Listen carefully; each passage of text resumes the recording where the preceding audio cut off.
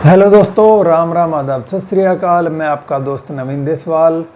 मैं बिल्कुल ठीक ठाक हूँ। कैसा आपका हालचाल? दोस्तों, आज की ये वीडियो भी हमारी पिछली कुछ वीडियो की तरह CPLO भर्ती को लेकर है। इस भर्ती को लेकर मेरा क्या मानना है, क्या मेरी सोच है, किस दिशा में ये भर्ती जारी है, इन्हीं बारे में हम आज की वीडियो में बात करेंगे। अगर आपने अभी तक हमारे चैनल को सब्सक्राइब नहीं किया है तो हमारे चैनल को अभी सब्सक्राइब करो, लाइक करो, शेयर करो। अगर आपका कोई क्वेश्चन है तो कमेंट बॉक्स में आप कर सकते हैं। और ये जो भर्ती है CPLO, creed panchayat local operator, जितने भी इस भर्ती के कैंडिडेट थे सबने फार्म भरा। पहली बात तो सबसे पहले ही इस भर्ती में मोटी दिक्कत ये रही कि इसका एक कोई डिटेल नोटिफिकेशन जारी नहीं किया गया, और उस जो भी शॉर्ट नोटिफिकेशन दिया गया उसमें रिजर्वेशन कैटेगरी का कोई ध्यान नहीं रखा गया। यानी SC, BC, OBC किसी के लिए कोई ऑप्शन नहीं कि किसकी कितनी फीस है, कुछ नहीं। पहले फार्म भरवा लिया। फार्म भरने के कुछ दिन बाद इनको याद आया कि भैया तो बहुत ज़्यादा लोगों ने फार्म भर दिया है, इससे तो अच्छी खासी कमाई हो सकती थी। तो फिर गवर्नमेंट ने क्या किया कि एक नोटिस निकाल दिया फीस भरने का कि भाई इसके लिए आपको 1000 रुपये फीस भरनी पड़ेगी। 1000 रुपये फीस भर दी। और फीस भरने के भी कुछ दिन बाद फिर गवर्नमेंट को याद आता है, HPPA और क्रेड इस भर्ती को कर रहे हैं कि भाई यार हमने तो जो कैंडिडेट है ना उनके फ़ोटो और साइन लिए नहीं, एग्ज़ाम कैसे लेंगे। फिर नोटिस आता है फ़ोटो और साइन का। फ़ोटो साइन के नोटिफिकेशन के बाद फिर बताया जाता है कि एक हफ्ता पहले एग्ज़ाम से आपके एडमिट कार्ड डाल दिए जाएंगे और आप लगातार साइट को चेक करते रहें। साइट HPPA, ये जो फैमिली ID के डिपार्टमेंट है, ये फिर एडमिट कार्ड डाले गए सभी बच्चों के जिन्होंने भी ये फार्म भर रखा था। सबका एग्ज़ाम हुआ सोनीपत डिस्ट्रिक्ट में। मतलब सोनीपत डिस्ट्रिक्ट में अलग अलग जगह पे जो है ना, अलग अलग स्कूलों में इसके एग्ज़ाम सेंटर आ गए थे। और इस भर्ती के परीक्षा को कंडक्ट कर रही थी चौधरी छोटूराम यूनिवर्सिटी, जो कि मुरथल के अंदर है। एग्ज़ाम अच्छे से हो गया।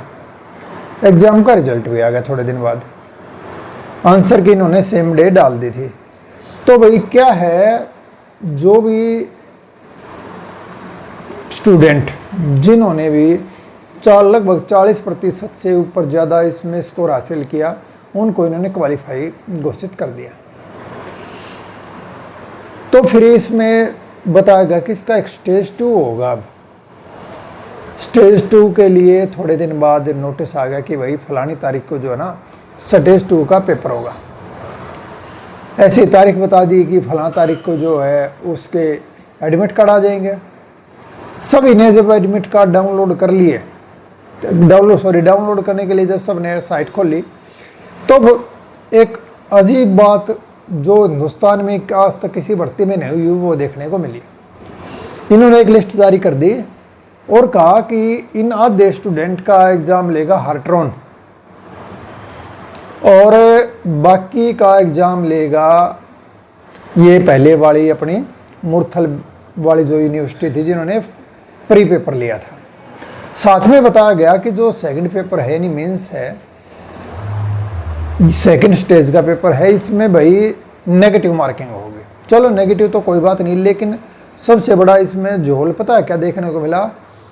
इन्होंने कहा कि भाई जिनका एग्ज़ाम लेगी छोटूराम यूनिवर्सिटी वो पेपर होगा ऑफलाइन, और जिनका एग्ज़ाम लेगा हार्ट्रॉन वो पेपर होगा ऑनलाइन। यानी सेम भर्ती, आधे बच्चों का ऑफलाइन पेपर, आधे बच्चों का पेपर ऑनलाइन। ऐसा हिंदुस्तान में मैंने पहली बार देखा। तो भाई जब हाँ, साथ में एक बात और इन्होंने कहा कि टाइम रहेगा 60 मिनट का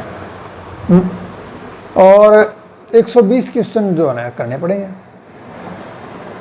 तो भाई बहुत सारे बच्चों ने उसका विरोध किया कि भाई ऑनलाइन जिनका एग्ज़ाम है उनके लिए ये सही नहीं है। आधे मिनट में जो ना एक क्वेश्चन के हिसाब से बच्चे कैसे कर पाएगा। इतनी स्पीड कैसे होगी। तो भाई फिर इन्होंने कुछ उसमें बदलाव किया। उन्होंने कहा जो ऑनलाइन वाले बच्चे हैं ना, ऑनलाइन वाले बच्चों का कुछ क्वेश्चन घटा देते हैं, 90 क्वेश्चन कर दिए और एग्जाम हो गया। जिन्होंने ऑफलाइन पेपर दिया उनका 1 तारीख को सबके बच्चों का हो गया। जिन्होंने ऑनलाइन दिया, ऑफलाइन वालों का 1 दिन हो गया, ऑनलाइन वालों का भाई 4-5 डेट में हुआ भाई। और आर्ट्रॉन ने ऑनलाइन वाला एग्जाम लिया। ऑफलाइन वालों की सेम डे आंसर किया गई, ऑनलाइन वालों की कोई आंसर की कभी भी जारी ही नहीं की गई। यानी सेम भर्ती, आधे बच्चों का 90 नंबर का पेपर, आधे बच्चों का 120 नंबर का पेपर, कुछ बच्चों का पेपर ऑनलाइन, कुछ बच्चों का पेपर ऑफलाइन। एक खास बात इसमें रही कि जो भी एडवर्टाइजमेंट था, एडमिट कार्ड था, हर जगह भर्ती का नाम था CPLO। यह जब तक रिजल्ट आया तब तक भी यह था कि इस भर्ती का नाम CPLO ही था। फिर भाई रिजल्ट आने के बाद, सेकंड स्टेज का रिजल्ट आने के बाद डाउनलोड होने शुरू हुए ऑफर लेटर। ऑफर लेटर में भाई इस जो कैंडिडेट पास हुए उनका नाम CPLO की जगह रख दिया ASK ऑपरेटर, अटल सेवा केंद्र ऑपरेटर। अब ये अटल सेवा केंद्र तो CSC वाले हैं ना, तो फिर इनको CSC थोड़ी ना दी गई है। एक तो इनका नाम ही गलत रखा गया। और भाई बहुत सारे बच्चों का क्या रहा, रिजल्ट वेटिंग में रह गया। लगभग हफ्ते 10 दिन के बाद जो भी बच्चे वेटिंग में थे, रिजल्ट अवेटेड था जिनका, उनके भी ऑफर लेटर डाउनलोड होने शुरू हो गए। और इसमें ऐसा बड़ा झोल रहा कि इसकी जो लिस्ट लगी ना वो पंचायत वाइज लगी। मान लो एक पंचायत में 3 बच्चों ने फार्म भर दिया किसी गांव में, एक बच्चे के 48 नंबर आ गए, एक के 60 नंबर आ गए, एक के 70 नंबर आ गए। तो उस पंचायत से 70 नंबर वाले का चयन कर लिया गया। एक दूसरे गांव में एक बच्चे ने फार्म भरा, उसके आए 40 नंबर, उसका 40 में भी सिलेक्शन हो गया। यानी पहले वाले गांव में तो 65 वाले का भी नहीं हुआ, दूसरे गांव में वाले 40 का भी होगा। तो एक ये भी झोल रहा कि मतलब सेम क्वालिफिकेशन तो देखी गई लेकिन सेम योग्यता इसमें नहीं देखी गई। कम योग्य का भी हो गया। बहुत सारी जगह ऐसा भी हुआ कि जिस पंचायत में कई कैंडिडेट थे और वहाँ पर स्कोर काफ़ी ज़्यादा भी चला गया। तो बाद में जिनका ऑफर लेटर आया, पहले वालों को बता दूं एक बार, देखो एक मिनिमम सैलरी तो सबकी होती है। आपको उसका सुनकर बड़ी हंसी आएगी कि जो आस्क ऑपरेटर यानी CPLO का रिजल्ट आते ही सेकंड स्टेज वाला, जब जिन कैड में वो ऑफर लेटर आ गए, उनमें भाई उनकी सैलरी थी 6,000 रुपये दी गई थी। हाँ, ध्यान से सुनो, आपने सही सुना है, 6,000। आज के टाइम पे 6,000 में क्या होता है भाई?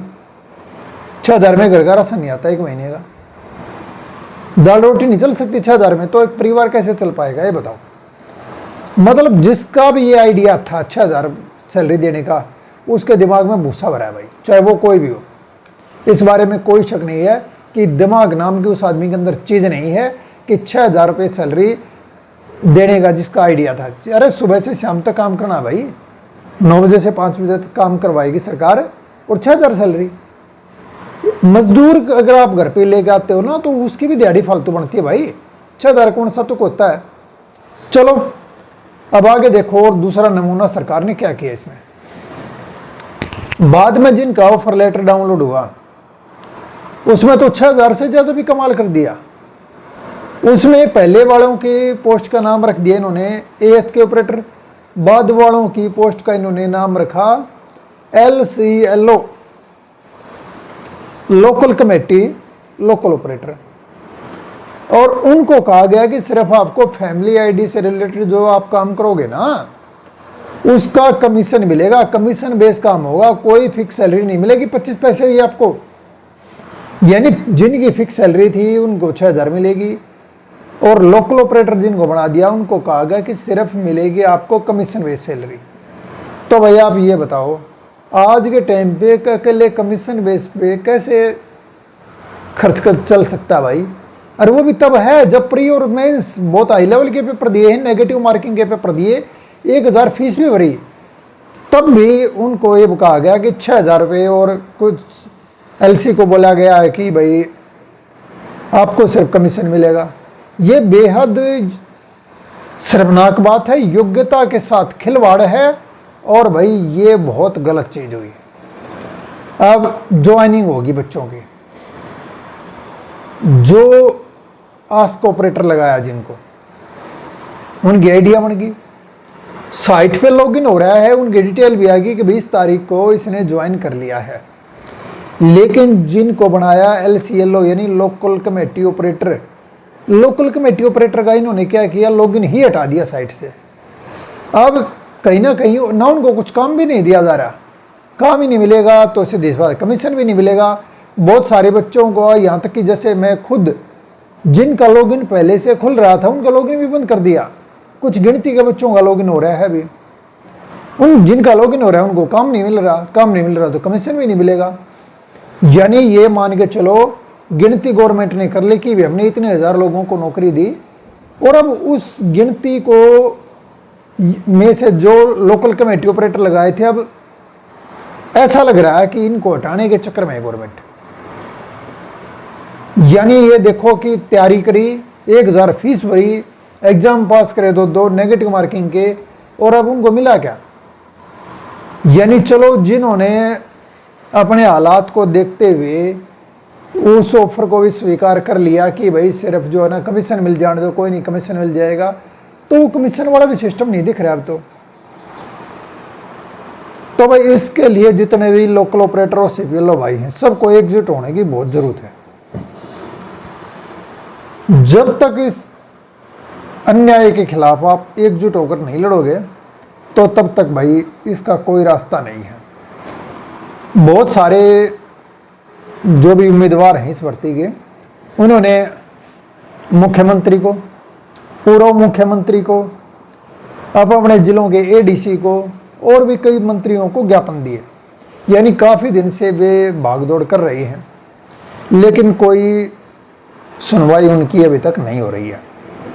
इसका एक कारण ये भी हो सकता है सरकार के मूड में कुछ हो कि भी आचार संहिता लगी हुई है और आचार संहिता के दौरान कोई घोषणा नहीं करी जा सकती, तो भाई आचार संहिता भी बहुत जल्द हट जाएगी, वो भी देख लेंगे क्या हो सकता है क्या नहीं हो सकता। बाकी उड़ती हुई जो खबरें आ रही हैं सूत्रों के हवाले से, वो ये हैं कि भाई ये सुनने में आ रहा है कई सारे जो भी CPLO के ऊपर जेड क्रीम जो लगे हुए हैं, कई जिलों के जेड क्रीम ये बोल रहे हैं कि भाई जो लोकल ऑपरेटर, हमारे पास ऊपर से आदेश हैं कि लोकल ऑपरेटर को अभी मत दो काम, ये बस वैसे ही है। यानी आज के टाइम पे जिन्होंने इतने पढ़ के भाई और 2 पेपर पास करके और फिर ये सुनने में को मिलेगा कि वैसे ही है, तो भाई फिर ये बताओ जिन्होंने 2 पेपर पास करके नौकरी हासिल करी वो तो वैसे ही हैं, और जो बिना पेपर दिए, हाँ सही सुना आपने, जेड क्रीम जो लगे उनका कोई एग्जाम ही नहीं हो रहा है। जो बिना पेपर दिए जो ना उनके बॉस बने बैठे हैं, वो ये बता रहे हैं कि ये तो बस वैसे ही रख लिए सरकार ने। तो भाई इस मामले में कई तरह की बातें सुनने में आ रही हैं। अलग अलग जिलों के जो बच्चे हैं, ये भी सुनने में आ रहा है कि अब बच्चे विपक्ष का भी तरफ देख रहे हैं कि अगर सरकार नहीं सुन रही तो हो सकता है विपक्ष ही उनकी आवाज़ को उठाए। वो कहते हैं ना कि भाई वो मंदिर भी जाता है, वो मस्जिद भी जाता है, वो मंदिर भी जाता है, वो मस्जिद भी जाता है, बेरोजगार आदमी का कोई धर्म नहीं होता।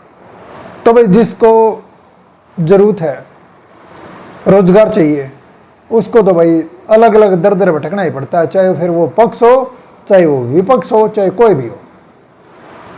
तो भाई सारे हरियाणा के LC CPLO को मैं एक ही निवेदन करना चाहूँगा कि भाई एक हो जाओ, तभी कुछ सुनवाई हो सकती है। अपने लोग इनका काम करो। देखो अगर आपको कई जगह क्या हो रहा है, अलग अलग दूसरे और किसी के लोग इनका काम करवा जा रहा है उनसे। अगर किसी और का लोग इनका काम करोगे तो सीधी सी बात है कमीशन भी उसको मिलेगा जिसके लोग इनका काम हो रहा है। यानी जिसके लोग इनका काम आपसे करा जा रहा है उसको बैठे बैठे ही कमीशन मिल जाएगा। और आप वही ठन ठन गोपाल। एक वो बहुत पुरानी कहावत है कि भाई खींच धनुष की डोर निशाना साधो अपनी मंजिल पर, ये बाद में देखा जाएगा कि तीर कहां तक जाएगा। तो भाई आप एकजुट हो, कोशिश करो जो आप कर सकते हो इस भर्ती में। दूसरी बात ये जो इसमें जितने भी उम्मीदवार हैं सबकी आज की डेट में मुख्य तौर पर दो मांगे हैं भाई। पहली सबसे जरूरी और इम्पोर्टेंट मांग ये है कि जितने भी लोकल ऑपरेटर जिनको एलसी कह रहे हैं या एलसीएलओ कह रहे हैं, क्रेड लोकल कमेटी ऑपरेटर, भाई उनको सीपीएलओ में कन्वर्ट किया जाए। लगभग 4000 के करीब ऐसे गांव हैं हरियाणा में जहां पर सीपीएलओ अभी कोई लगा नहीं है। तो ऐसे जो जिले हैं उनमें जो भी पंचायतें हैं उनमें आसपास के लोकल ऑपरेटर जो हैं एलसी बना दिए इन्होंने, उसको सीपीएलओ लगाया जा सकता है अगर सरकार चाहे तो, और लगाना चाहिए। जैसा हमें सूचना मिली है विभाग से जब हमने पूछा है, तो भाई विभाग का बच्चों, साथियों, दोस्तों ये कहना है कि 3-4 महीने बाद दोबारा से एग्जाम होगा, और अगर कोई लोकल कमेटी ऑपरेटर ये चाहता है कि मैं सीपीएलओ बनूं तो दोबारा पेपर दे लो। अरे भाई पहले भी तो उन्होंने सीपीएलओ का पेपर दिया था, दूसरी बार का क्या भरोसा है? पहली बार भी सीपीएलओ का पेपर दिया था ना, एलसी की तो पोस्ट ही नहीं थी।